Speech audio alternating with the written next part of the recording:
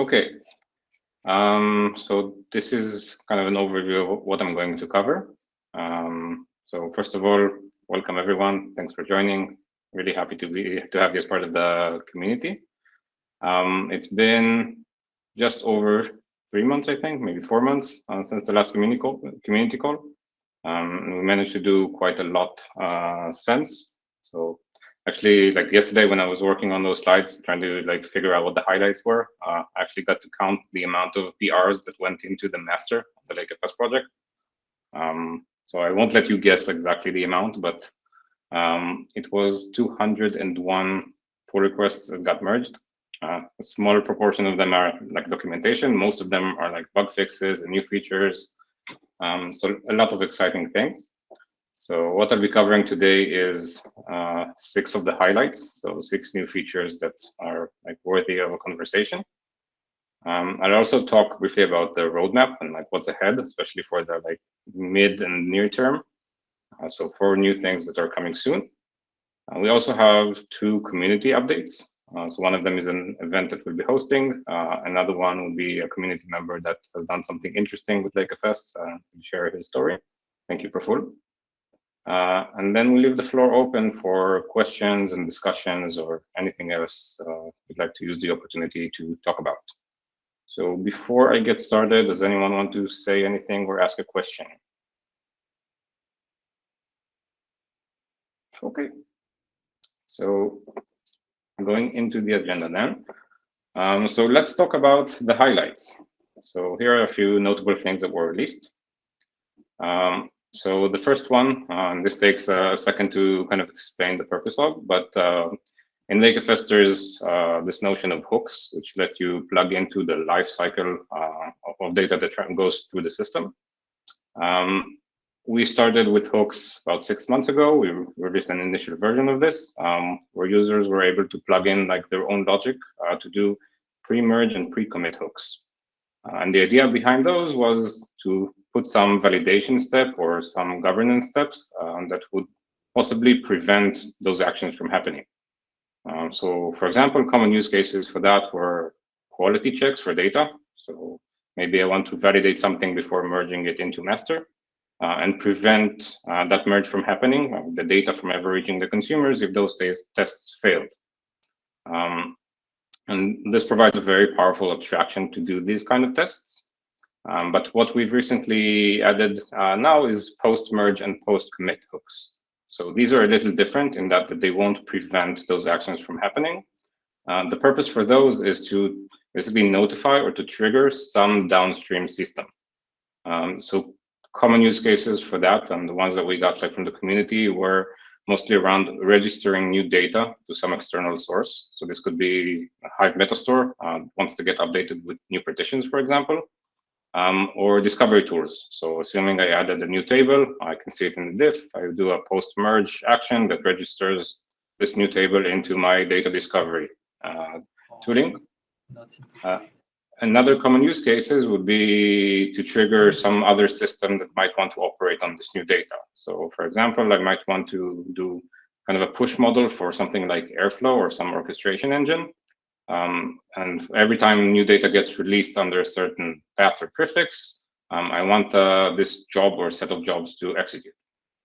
And the last one, which we found kind of useful internally, would be just notify actual humans. So just let me know on Slack whenever there's new data under that collection. Because we support webhooks natively, this is a really simple integration to make.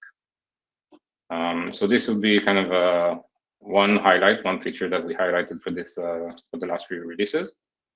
The second one, which is kind of closely related,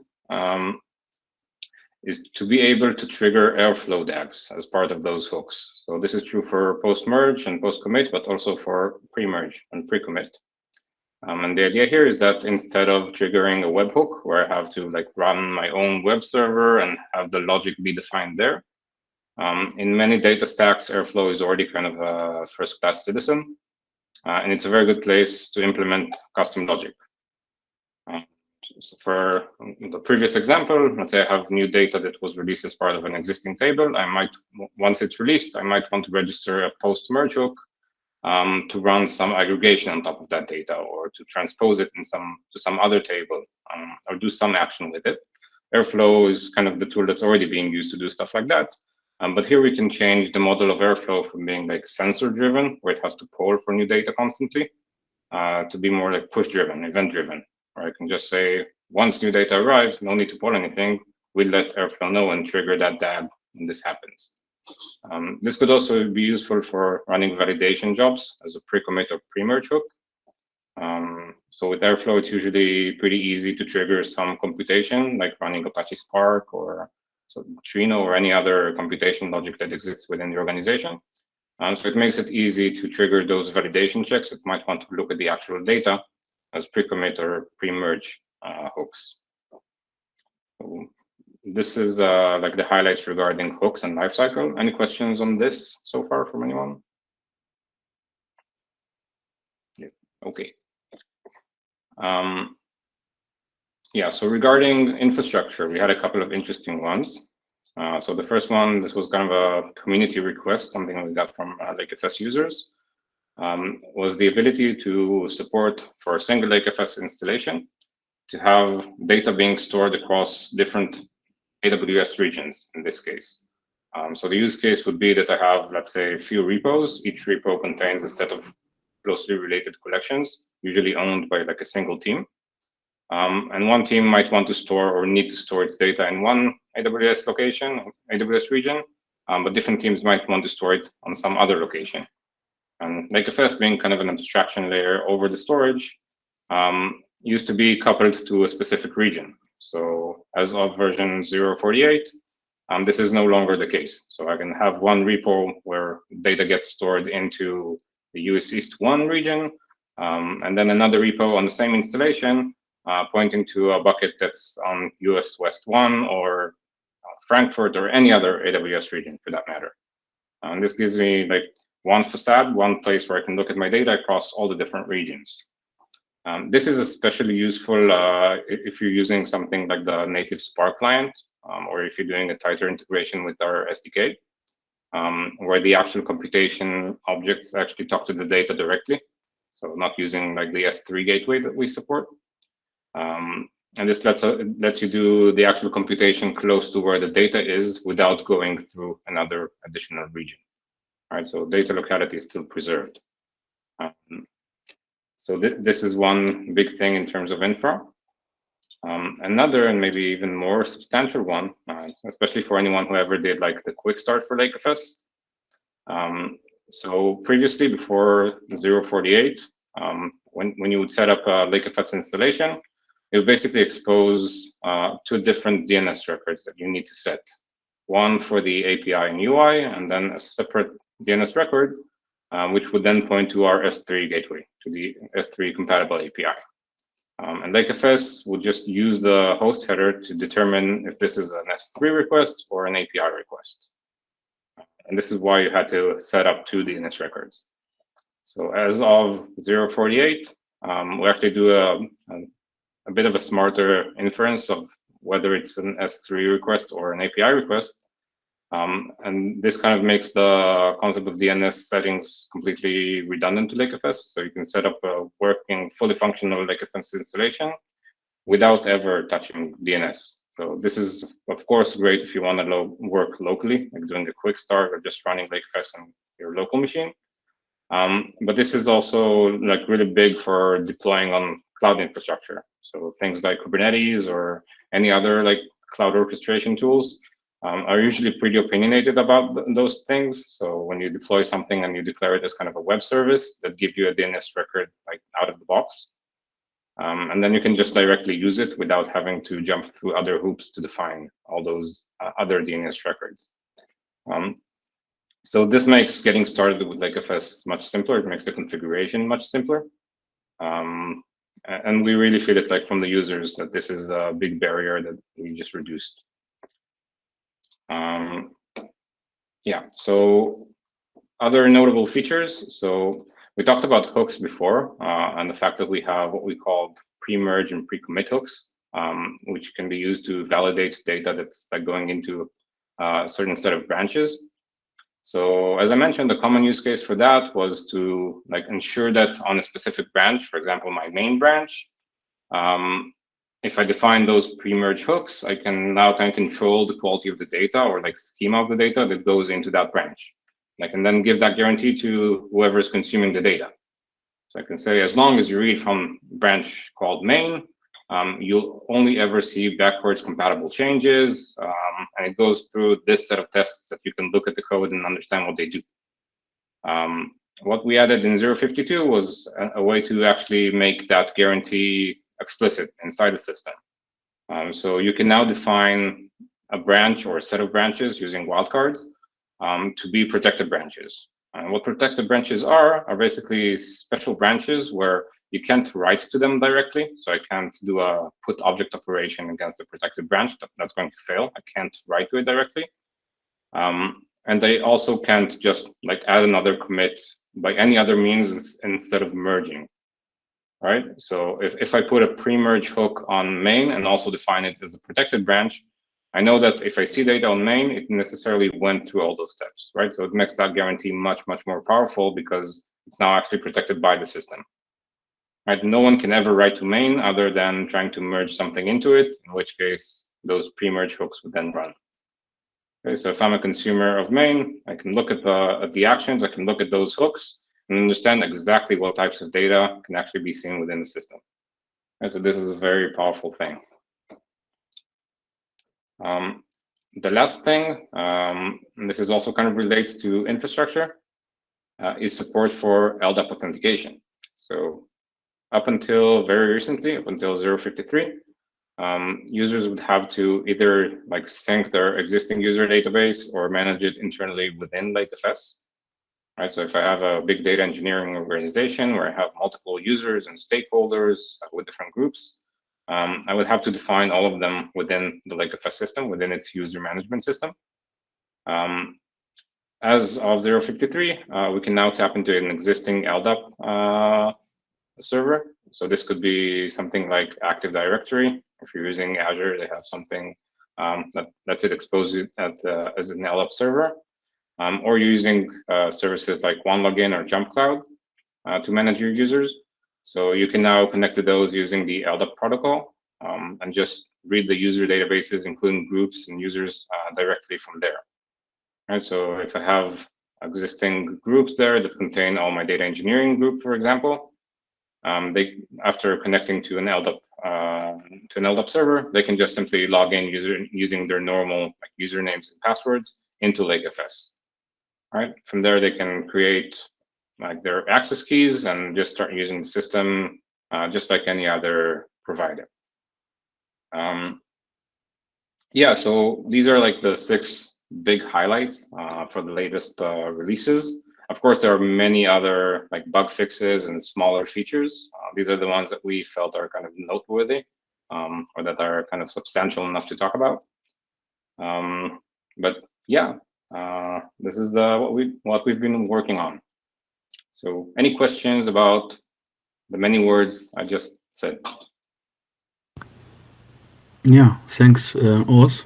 This last one, LDAP authentication, seemed to be really important one for enterprise customers, because I can imagine connecting it to Active Directory, for example, would work just great, allowing many users just to use the system. And I have a question regarding the AWS multi-region kind of functionality. Does it only apply to AWS, or is it also extendable to other cloud providers like GCP or Azure, for example? So we started by explicitly supporting AWS, just because this was kind of a feature request that we got from our users. There is no technical limitations to add this to other clouds. So if anyone has the use case, it's probably a small addition to make. We already have the infrastructure in place to support this. But as of now, it's currently supported for AWS. Yeah. Yeah. Probably most of the users who are using lakeFS are using it as AWS S3 anyways, majority, I guess, right? Yeah, so we're open source, so we only know about about some of the installations, but it seems a big proportion of users are on AWS. Just judging by the market share of object storage, Mm-hmm. I would suggest that, yeah, probably most of them are AWS users. Yeah. But yeah, that seemed to be another great feature. Cool. All right, so let's talk a little bit about the future or things that are coming either very soon or like in the midterm future. So the first one I don't have like a fancy animation for or a nice drawing that I did. It's something that doesn't exist yet. So we're working a lot on the UI side of lakeFS. We're seeing a lot of people using lakeFS to do kind of cross-team or within the team collaboration. And that requires some utilities to kind of visualize changes that occur within the system. So one that was actually already released very recently is being able to look at very large diffs. So up until recently, if you like modified 1 million objects within your object store and went to the diff page on the lakeFS UI, you would see a list containing 1 million objects, which is not very easy to reason about. So we improved that a lot. With the existing versions, we already kind of know how to fold this into like a directory structure, so you can see which directories contain changes and then start exploring from there. We want to also extend this to provide some statistics for each such directory about like how many objects change underneath it, how many like bytes added or removed, to give some context. So if you're using lakeFS and you're using the UI to do diffs and have any special requirements around that, so we really want to listen. So please come forward and let us know. The second one was around like more like, human-driven changes. So we have a few users that are using lakeFS to manage more human consumable objects. So for example, CSVs, text files, configuration files. And these are kind of different from like columnar compressed files in which a human might actually want to look at the contents of those and maybe modify it and see like what changes happened. And once you have a human in the process, it also makes it kind of error prone. So the request was to like at least for those formats where it makes sense to do so, to actually show the changes of the content of the file itself. Right, so maybe a human edited a configuration file. I want to see the changes that were applied before I merge them. So what we're working on now is kind of a line-oriented diff, kind of similar to what you would see on something like GitHub or GitLab, where you can actually visualize the changes for a specific object. We'll start by limiting those to the formats that kind of make sense for this, so CSV, TSV, and text files, and potentially extend that to other formats as well, assuming there is demand for that. Yeah, so a lot of work around like the UI, mostly around like that collaboration features there. So again, if you have any special requirements there, now would be a really good time to speak about that, just because we're kind of investing a lot in that area.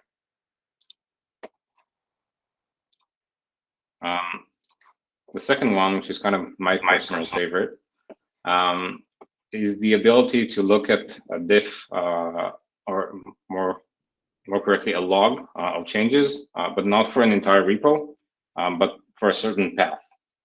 And this sounds kind of very technical, very mundane, but in fact, it's really, really powerful.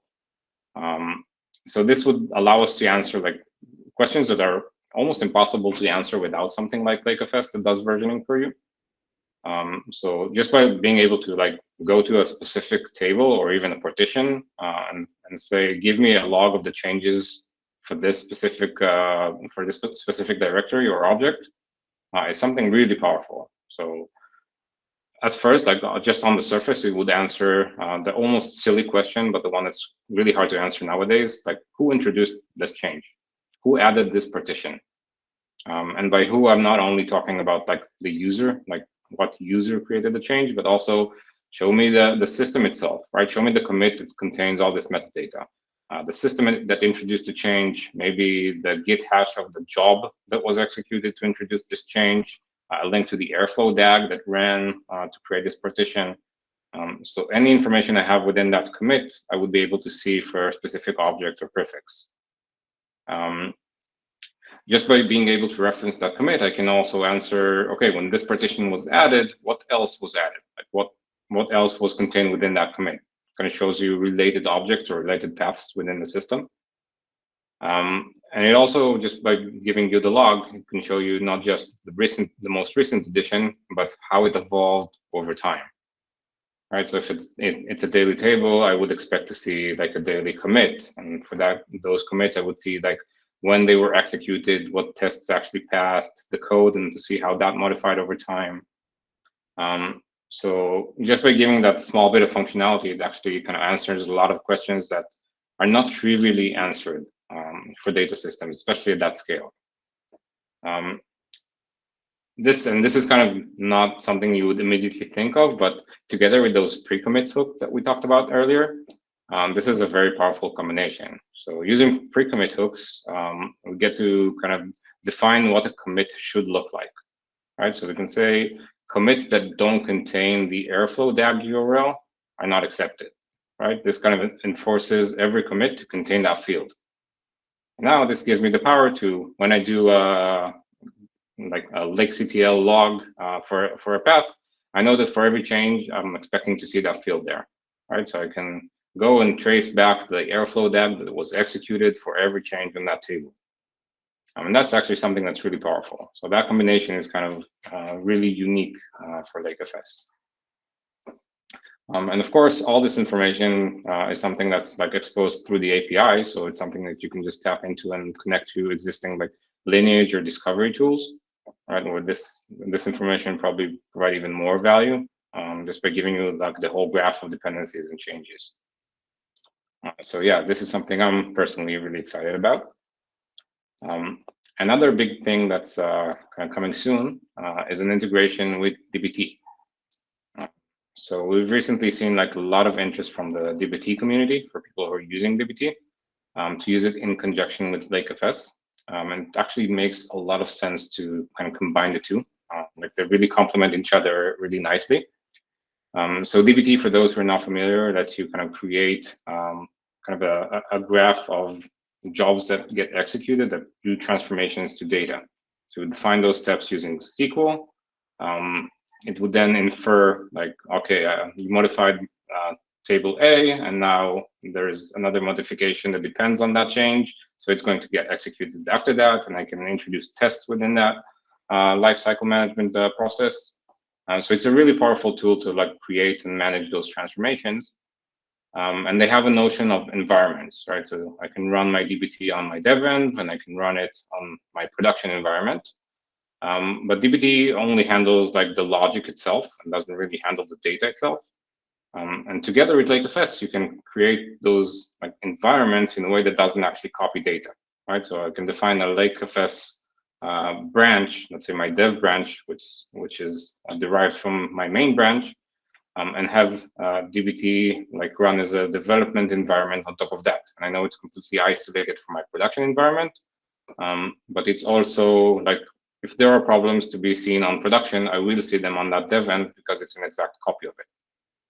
All right, so I get the power of both isolation and zero copy from lakeFS.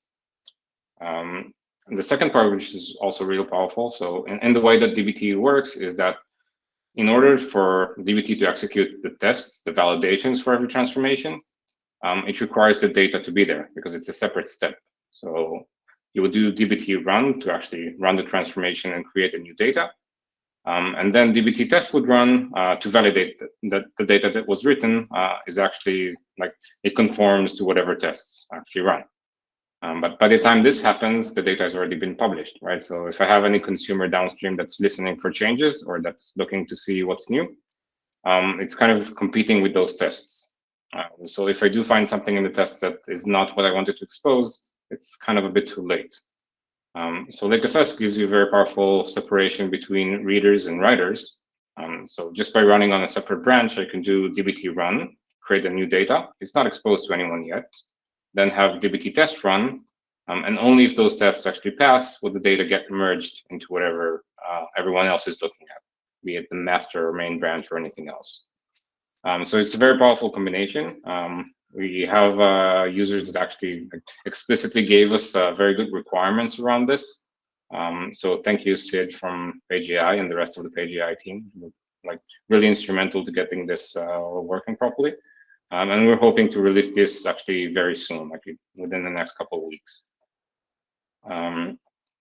Yeah, so the next thing is kind of maybe a bigger, more ambitious thing we want to add to lakeFS. And that's like lakeFS provides a really good solution to manage the data itself, to do versioning for the data. But it kind of leaves out the Metastore part, which is kind of something that even if you don't really like it, you kind of have to use it for many systems to be able to operate on your data.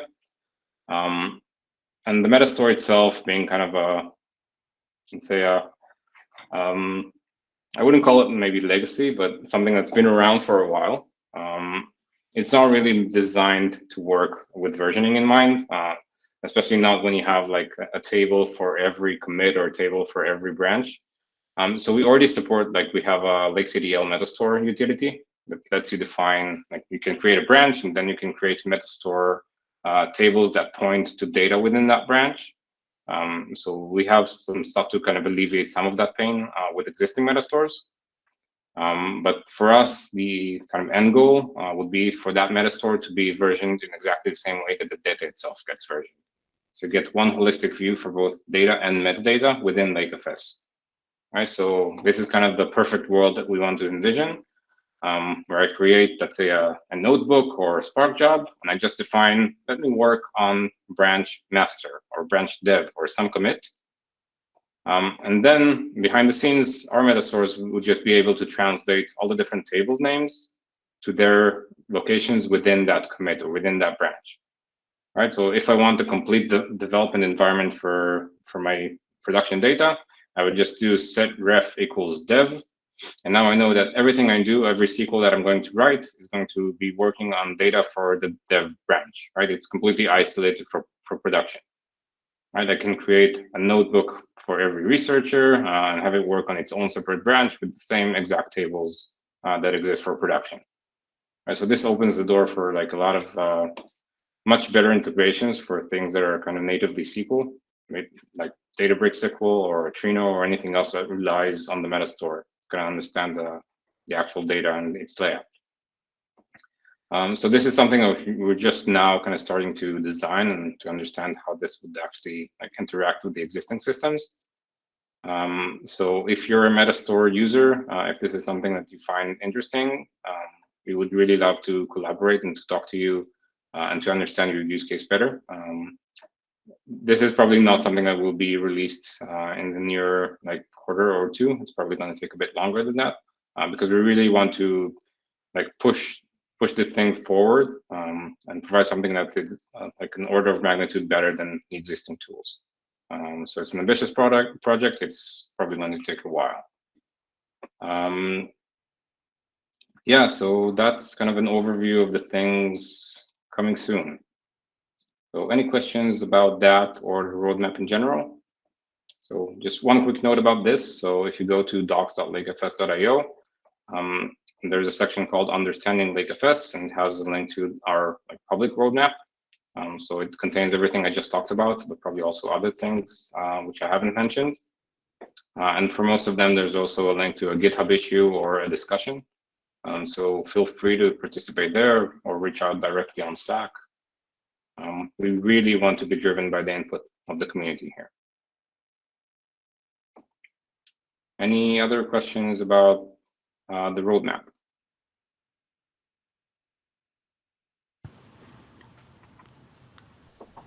No, seems like there are no questions to the roadmap, and it's, as you noted, Oz, I think it's important to repeat that at all times, the up-to-date roadmap is always located in the documentation. You can always find it, or just simply use your favorite search engine and type there lakeFS roadmap, and you will probably land there straight.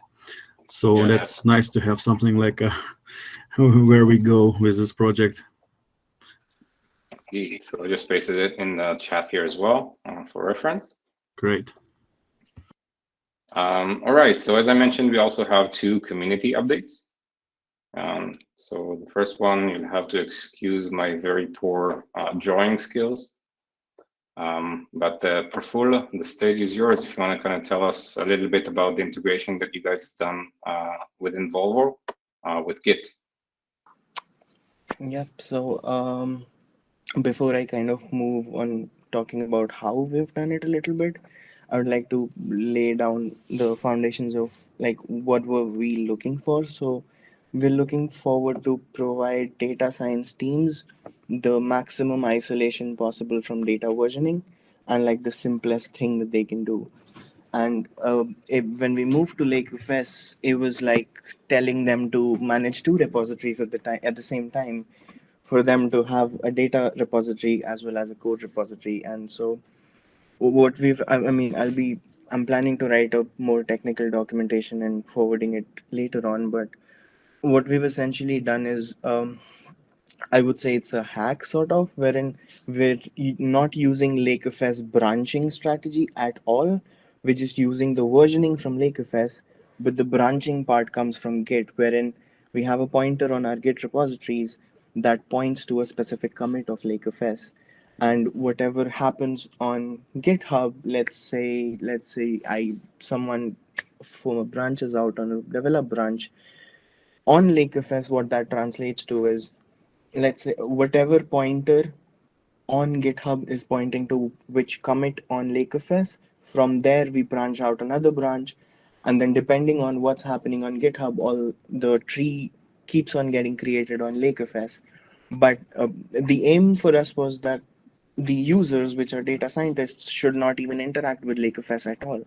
They should only be worried about, okay, I ran this command where we have certain makefile commands that we give them in repositories and stuff. So for a data scientist, it's just, okay, I put all my data in this local directory in my machine. I run this command called make upload, and then something we have the pointer is saved in a file called .lakeFS on their GitHub repository. So they just know that, okay, if it's successful, this number hash is going to change. When that changes, they just commit it on GitHub, and that's it. When they want to pull it back, we tell them, okay, just go to your GitHub commit, go to your GitHub branch, wherever your code is, and run this makefile command, and it essentially gets the pointer, gets the ref on lakeFS, and pulls whatever data is around there. We've also just finished our own internal Python package for it, wherein it's not just makefile commands. They interact with this. They do a pip install of a private module of Python, and they just say that, okay, this GitHub repository, this GitHub branch, I want this file. They can list files, upload files, and obviously get file readers. That's almost about it. But yeah, I mean, I would like to know. We're kind of discarding a lot of great work that has been done from lakeFS in terms of branching strategies and all, but our use case kind of needs it, because we don't want our users to even know that there is something called, we want them to know that there's something called lakeFS that exists, but we don't want them to interact at all. We want them to just focus on their code and be happy with that one hash that they have in their repository. Yeah, that sounds actually very elegant.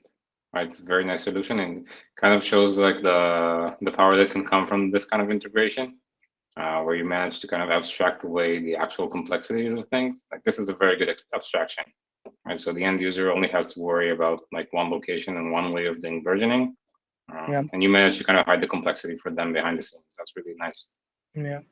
But another thing is, we were thinking about how do we make the data merge operations very easy, like merge conflicts essentially.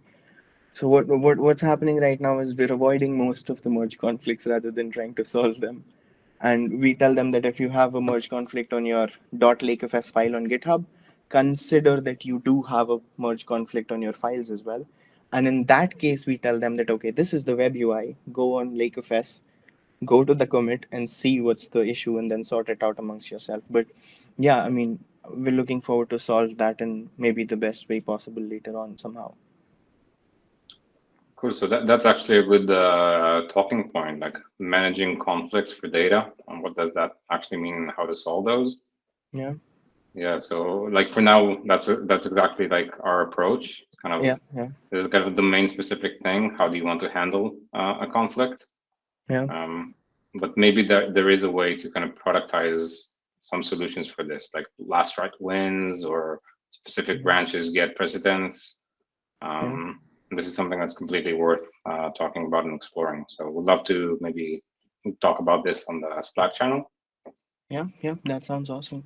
And I mean, Cool. as I said, we would try to not even go to lakeFS for these merge conflicts. So we would like, I mean, let's work it out together. But it would be best if we figure out a solution where I mean, if there is someone else who has similar kind of use case, so their users don't even go to lakeFS and sort it out on GitHub directly.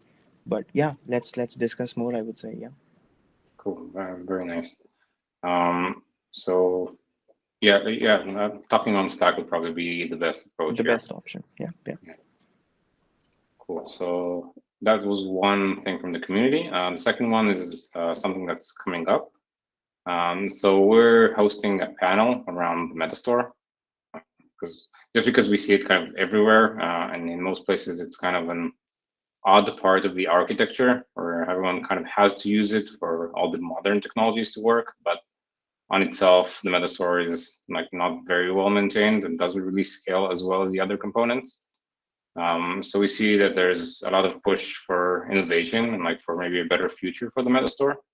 And this is something that we plan on kind of discussing.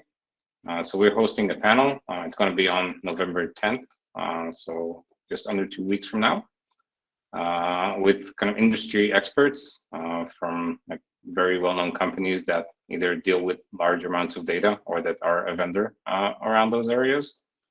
So it's going to be a very interesting conversation. I'll be taking part in that, as well as the other participants. We'll talk not only about like the problems of like how is it painful to use Metastore now and how to work around that, but also kind of like what the future holds for metadata management in general.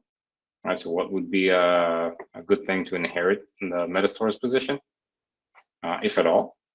So it's probably going to be a very interesting discussion with a lot of maybe contradicting points of view, which is always an interesting thing. So stay tuned for that, and we'll probably be posting on Slack and Twitter and pretty much everywhere else once we have all the details in place. So stay tuned. Yeah, I think that's it in terms of the agenda. So if anyone has questions or anything they'd want to talk about, which even kind of vaguely resembles lakeFS, now would be a good time for that.